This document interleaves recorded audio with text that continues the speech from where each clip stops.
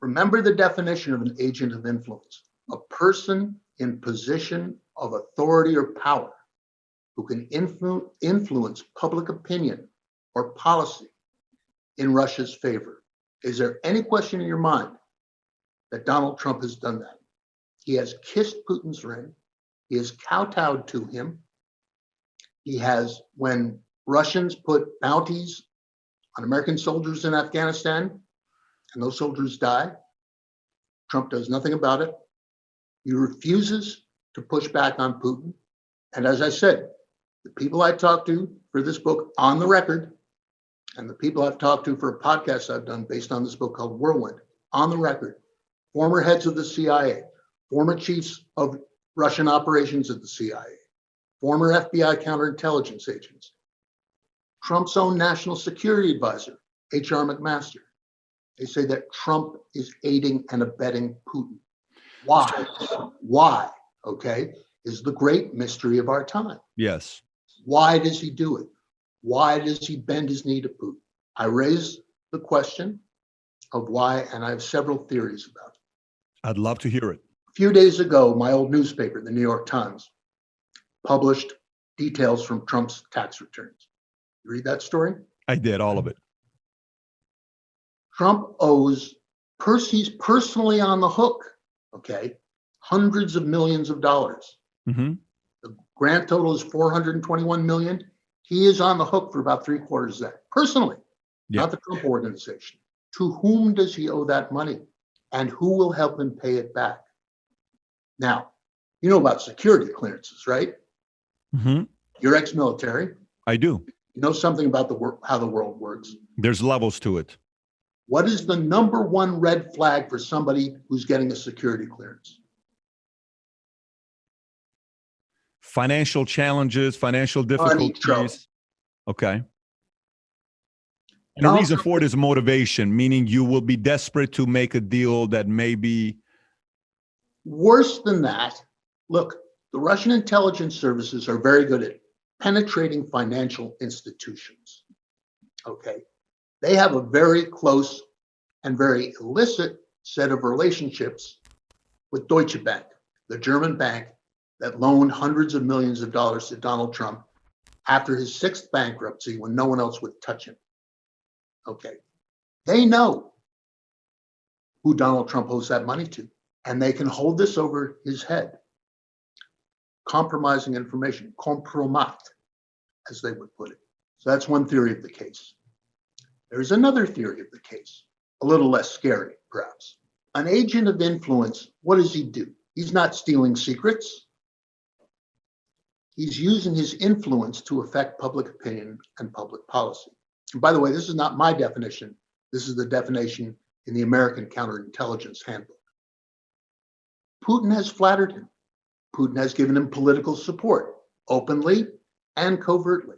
Given Trump's vanity, his ego, maybe all Putin has to do is influence him and win influence in return. That is personally my theory of the case, because I don't have knowledge of who Trump owes that money to, but he doesn't owe it to the Federal Credit Union, I'll tell you that. So we got two of them so far. So the first one is the theory is finance out of the $400 million, give or take 421, 3/4 is his own debt. Deutsche Bank, who's going to help him out here? Is there a finance possibly linked to Russia? No one knows. Second one is Putin flattered him. He's given him love back. So maybe that's a way that that's taking place. Is there any other ones that you have?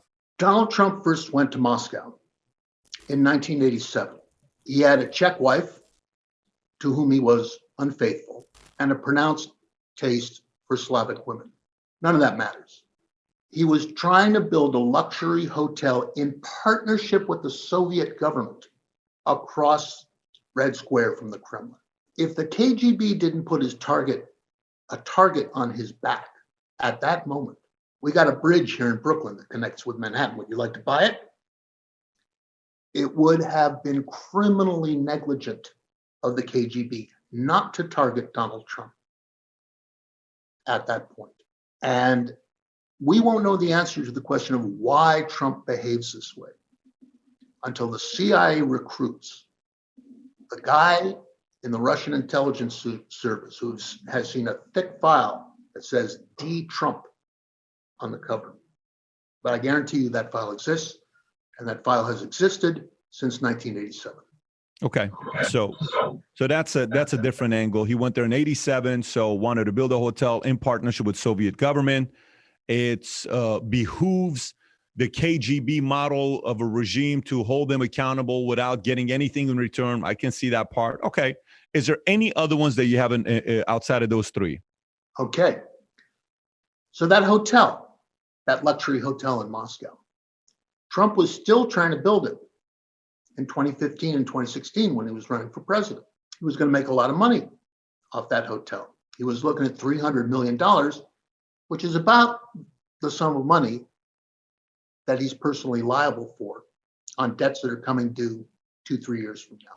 His business associate in this, a convicted felon named Felix Sater, who happened to be in business partnership with the Trump organization, dangled a $50 million penthouse at the top of this hotel in front of Putin.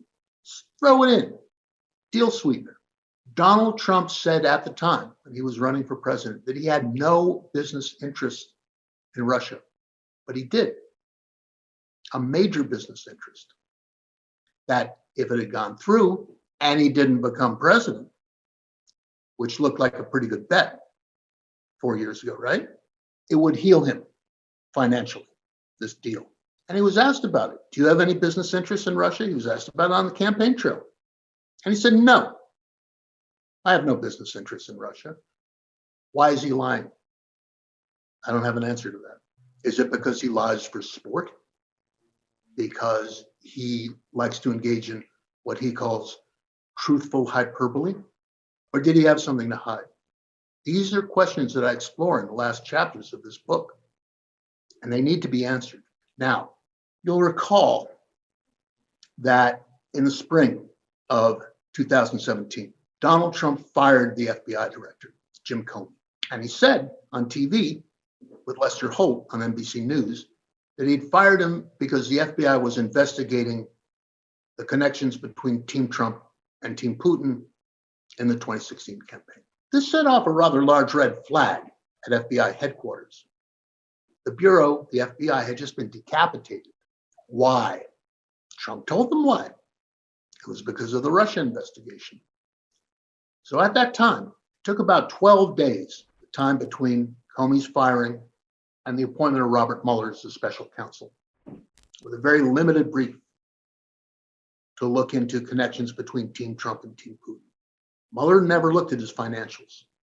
At FBI headquarters, the senior counterintelligence agent who was going to run this case said it was like those 12 days were like the Cuban Missile Crisis.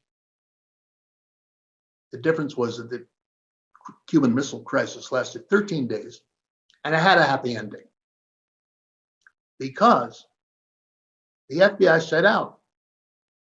Can you imagine how hard this was? To mount a counterintelligence investigation of the President of the United States to determine the answer to the questions I just raised. Why? Why did he behave this way with Putin? Why did he fire the FBI director to kill the Russia investigation? That investigation never happened. It was strangled in its crib at the highest levels of the Trump Justice Department. And that is why we do not know the answer to these questions. That investigation never happened. It vanished into thin air.